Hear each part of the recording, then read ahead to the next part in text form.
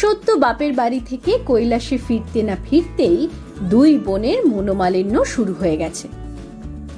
সরস্বতীর সামনে গিয়ে মাথায় হাত রেখে ভয়ে ভয়ে মা দুর্গা শুধলেন। কি হয়েছে রে শরৎ, তোর মুখ বেজার কেন?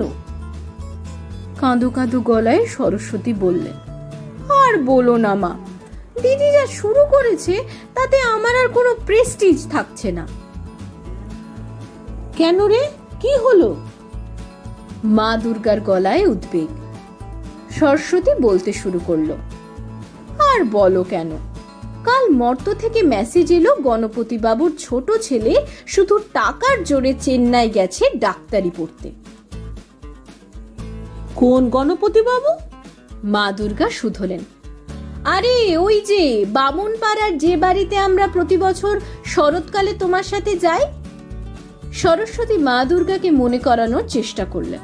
ও হ্যাঁ হ্যাঁ, যে বাড়িতে আমায় প্রতিবার সোনার চোখ গিফট করে তো, তা ভালোই তো, ছেলে ডাক্তারি পড়তে গেছে। মা দুর্গা উচ্ছ্বসিত ভক্তের সাফল্যের সংবাদে। সরস্বতীর সাথে সাথে প্রস্তুত তার জবাব দিতে। মা, ছেলেটা তো পড়াশোনায় খুব বাজে, উচ্চ মাধ্যমিকে তো প্রথমবার সব বিষয়ে পাশই করতে পারেননি, পরের বার কোনোভাবে উতরেছে। শুধু আমার দিদি লক্ষ্মীর দয়ায় টাকার জোরে ডাক্তারি পড়তে গেছে।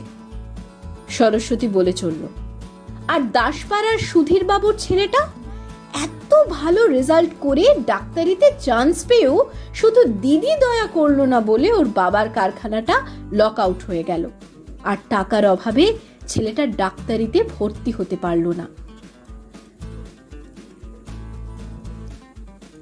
কি রে,